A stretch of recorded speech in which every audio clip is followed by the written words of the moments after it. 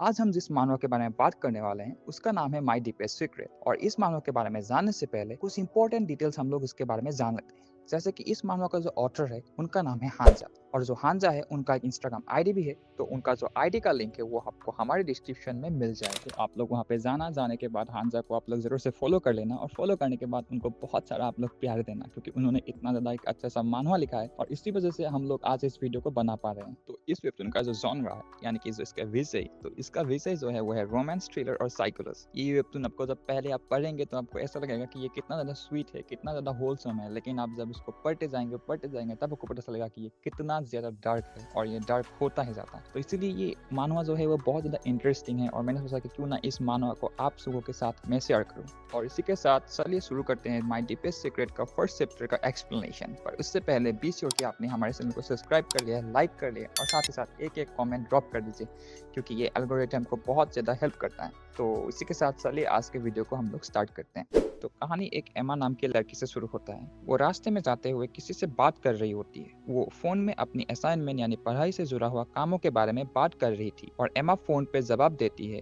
कि उसे अभी अपना पार्ट टाइम जॉब में जाना है, और फिर वो फोन रख देती है।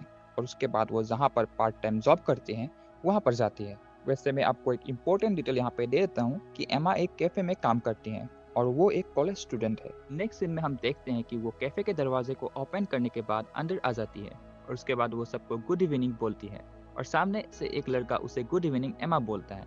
वो उसको वहाँ पर देख के मुस्कुराती है, और फिर एमा अपने कैफे के एप्रॉन पहनने लग जाती है। तब वो लड़का वहाँ पर आता है और एमा से कहती है कि वो बहुत थकी हुई लग रही है, और उसके साथ कुछ हुआ है क्या क्लास में। फिर एमा बोलती है कि ऐसा कुछ नहीं है, तुम चिंता मत करो। और फिर वो लड़का एमा के हाथ को पकड़ता है और बोलता है कि अगर एमा को कुछ भी परेशानी हो रहा है तो उससे बात करे, और वो एमा की मदद करना चाहता है, तो इसीलिए वो पूरा कोशिश करेगा कि वो उसको मदद कर सके। आखिरकार वो एमा का बॉयफ्रेंड जो है। तो जी हाँ, तो आपको मैं एक इम्पोर्टेंट डिटेल यहाँ पे फिर से बता देता हूँ। तो ये जो लड़का है, इस लड़का का नाम है इलियोस, और वो एमा के साथ कैफे में ही काम करता है, और वो एमा का बॉयफ्रेंड है। तो हम आगे के पैनल्स में देखते हैं कि इलियोस का बात सुनकर एमा शर्माने लग जाती है, और वो फिर एलियोस को जवाब देती है कि सब कुछ तो ठीक है, उसको कोई भी परेशानी नहीं हो रही, बस उसको अपना असाइनमेंट रात भर जाकर करना पड़ेगा। एलियोस को तो बस एमा को मदद करना था, लेकिन एमा ने तो उसको मना कर दिया। और उसके बाद एमा मन ही मन सोचती है कि उन दोनों को डेटिंग करते हुए अभी कितना टाइम हो गया। लेकिन जब भी एलियोस उसका हाथ भी पकड़ता है तब उसका हार्ट बीट धक धक करने लगता है, और वो बिल्कुल लाल बबूली हो जाती है। उसके बाद हमें पता चलता है एमा के यादों से कि एमा ने ही उसको पहले प्रपोज किया था, यानी कि एमा ने ही फर्स्टली एलियोस को प्रपोज किया था। और एलियोस को प्रपोज करने के बाद उसने ये नहीं सोचा था कि एलियोस भी उसका प्रपोजल एक्सेप्ट कर लेगा, लेकिन उसने उसका प्रपोजल एक्सेप्ट कर लिया। फिर एमा सोचती है कि उसको पहली नज़र में ही एलियोस से प्यार हो जाता है, और एलियोस उसके आसपास भी रहता है तो उसका दिल धक धक करने लग जाता है।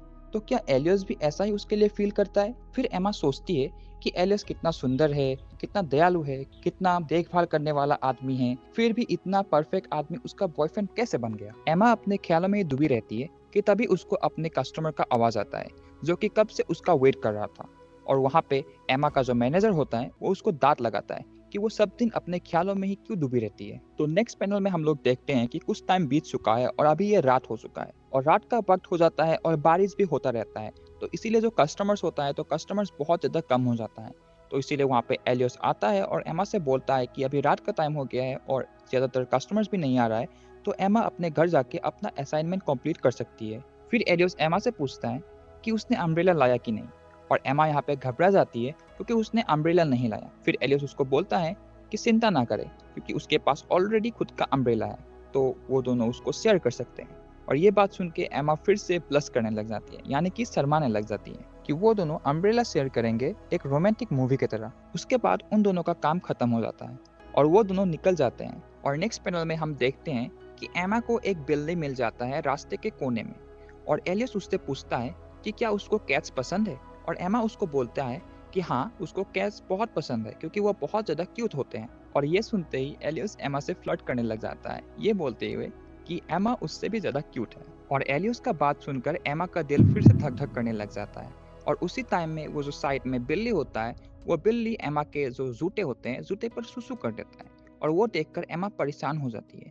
फिर एलियस शिकायत करने लग जाता है कि इसी कारण से उसको कैट्स पसंद नहीं होता है। और फिर एमा बोलती है कि कोई बात नहीं, उसके पास एक्स्ट्रा जूता है जो कि उसने अपने शॉप में रखा था और एमा वो लेने चली जाती है। और एमा के जाने के बाद एलियस उस कैट को अजीब तरह से घूर रहा था। उसके कुछ टाइम बाद एमा अपने जूते बदल कर आ जाती है और फिर एमा और एलियस अपना अम्ब्रेला शेयर करने लग जाते हैं कि तभी एलियस एमा का हाथ पकड़ता है।